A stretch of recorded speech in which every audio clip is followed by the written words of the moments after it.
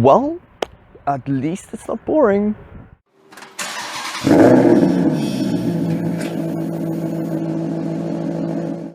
Hi guys, Eric here and welcome back to my channel.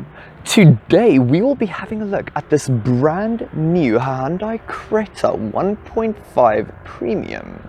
And if you like to stand out from the crowd and you enjoy a quiet and refined cabin, the Creta makes a good case for itself. If you live in the Western Cape and you have an original car in good condition you would like me to review, please get in touch. There's an email address in the description box below. The Creta is named after the Crete island in Greece. It was first introduced back in 2014 for the BRICS market: Brazil, Russia, India, China and South Africa. What a team! Interestingly, its dimensions are very similar to the older Tucsons, which were a huge success here in South Africa, but the size as well as price of them rose significantly. Interestingly, we are one of the few countries that got the Creta as well as the more expensive and evolved Kona. The first generation arrived at our shores only in 2017. It was praised by motor journalists for its comfortable ride, good specification, and decent interior build quality. We got 3 models, all with the same specification. Executive. Sounds fancy. 2 engines were also on offer, a 1.6-litre naturally aspirated engine with 90 kilowatt and a 1.6 CRDI turbo diesel that produced more power at 94 kilowatt as well as 260 Nm of torque. The petrol was available with a 6-speed manual or 6-speed automatic, and the diesel was available only with the automatic. It became a big success locally and was facelifted in 2019 until the brand new second generation Creta arrived in 2021. The current generation is available with a 1.5-litre naturally aspirated petrol engine that produces a mind-bending 84 kilowatt, a 1.4-litre turbo petrol unit with 103 kilowatt, and a 1.5-litre turbo diesel, which outputs 84 kilowatt and 250 Newton meters of torque. As standard across the range, you get ABS, electronic stability control, as well as rear park distance control, a reversing camera, and hill hold assist. When it comes to its looks, I'll say one thing. It's striking. The front end reminds me a lot of modern Citroens and the Jeep Cherokee. The rear is like origami to me. There are too many cuts and creases, and the rear profile looks a bit off to me. This is only my opinion though. These cars are flying off the shelves, so a lot of people like them. The wheels of the entry-level premium model looks rather small, but at least it isn't steel. Does the interior follow suit by being as quirky as the outside? Hyundai has garnered a reputation for making very attractive and well-built cabins, and thankfully, the Creta is no exception, especially in this two-tone color scheme of black on light beige. The interior looks conventional without being too derivative, unlike the exterior, which literally shouts at you that it is different. You can tell that Hyundai wants this interior to look expensive. Look being the operative word. There's some faux stitching on the passenger side dashboard, which does a decent job of making the cabin look upmarket. That being said though, there is no soft touch plastics on top of the dash nor on top of the doors, but this is true for most of its rivals as well.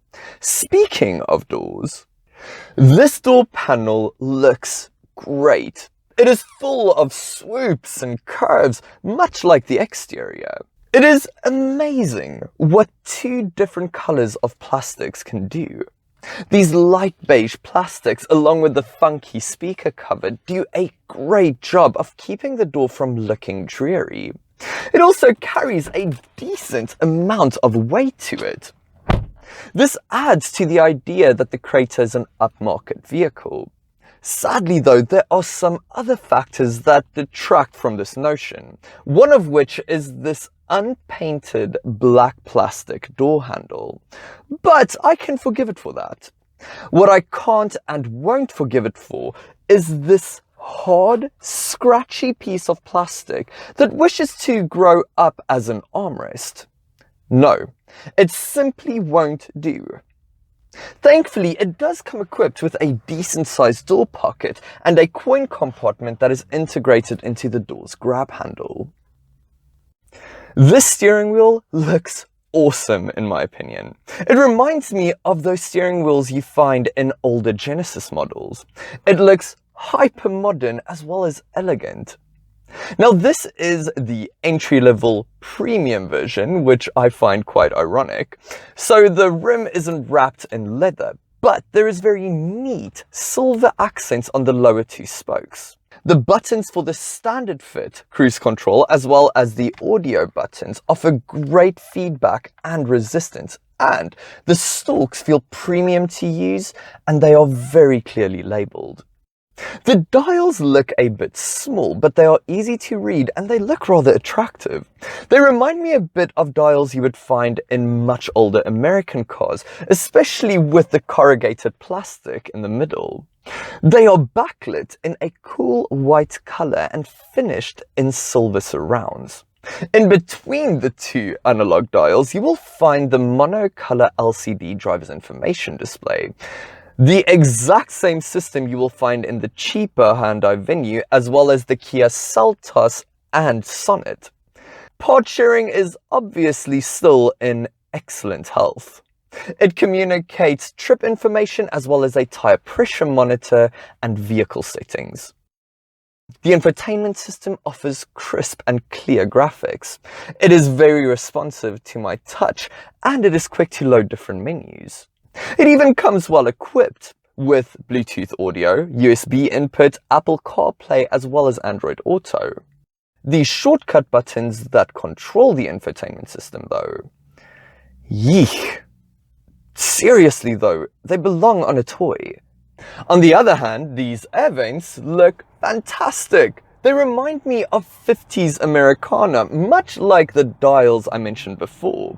They feel really premium and they look expensive thanks to these silver surrounds. I'm not entirely sure about these climate control dials, however. They were obviously designed by someone who was petrified they were running out of paper. They're simply too small and they look a bit lost within this big grey plastic piece behind it. The buttons that accompany the dials, much like the shortcut buttons for the infotainment system, really lets down the cabin. Move your gaze downwards though, and things start to look up. Even though the knob isn't wrapped in leather, it is accented with real metal as well as piano black plastics. The handbrake, on the other hand, could not be more basic if it tried. It really feels cheap to use. Thankfully, this isn't really a surface you will touch that often, and that is what she said. These seats look and feel lovely. Hyundai and Kia have some excellent seat designers. They are wrapped in two-tone cloth and all of them have this quilting effect on the seat backs as well as bottoms. They are suitably comfortable, but they do feel just a bit flat. With the design part out of the way, let's talk practicality. When it comes to storage solutions, the Creta performs fairly well.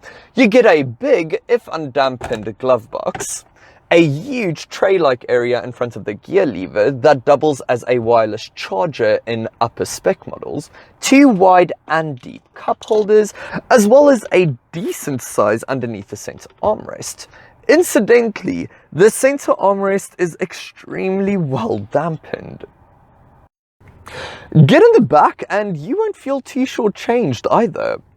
Headroom is excellent and there is more than enough knee room for an average size adult.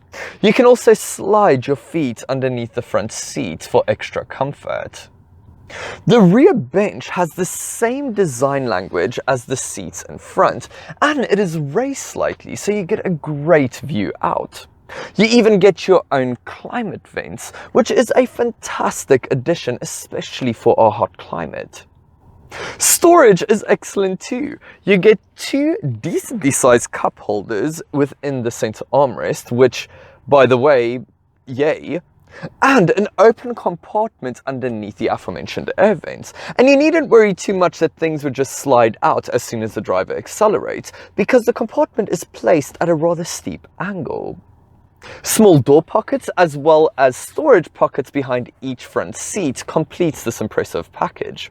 You even get a USB charging port, which is great for children and adults along with the electronics.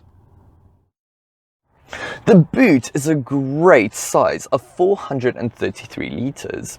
It is a usable square space, not sponsored, as well. You don't get any tethering hooks, but you do get 2 grocery hooks as well as a 12-volt socket. The rear seats fold flat in a 60-40 split, and there is no ridge present that could hinder through loading. There is no loading lip either, so you can easily slide things in and out of the boot. You even get a full-size spare wheel, something that isn't really a guarantee anymore.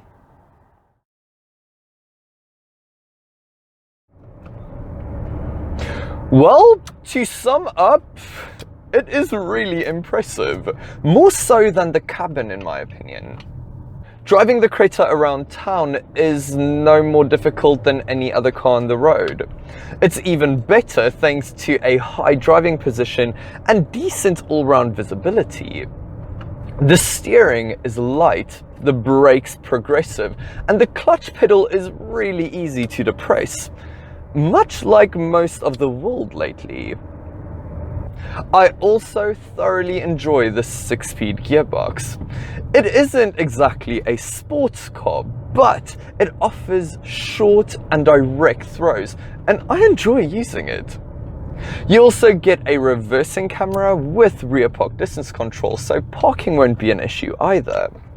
The 1.5 litre naturally aspirated engine offers decent poke when you live by the coast. However, it might feel just a bit too gutless at higher altitudes. Out on the twisties, and the Creta performs about as well as you might expect. It was never designed to be the ultimate driving machine, and it isn't. There is quite a bit of body roll in the corners, and the steering feels very, very, very light. However, it feels safe and it feels competent. There's even a decent amount of grip on offer. Not bad. Out on the open road, and the Creta continues to impress.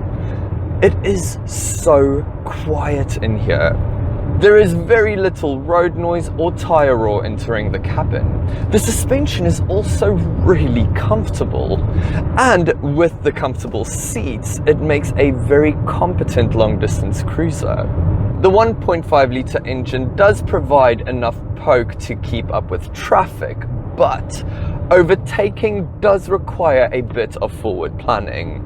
A turbo diesel unit will be best suited for motorway cruising. Say what you will about its looks. I know I will, at least. But this car packs some serious specifications, which makes this a very good all-rounder. The pricing structure has been very well thought out too, and I'm seeing many of them on our roads already.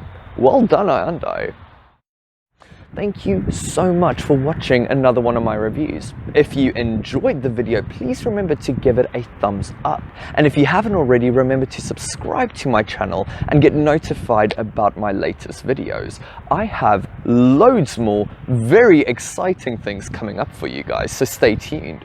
If you're interested in some more behind the scenes footage as well as a peek into my personal life, be sure to follow me on my social media platforms. Links are in the description box below. I hope you guys have a fantastic day. Until next time, bye.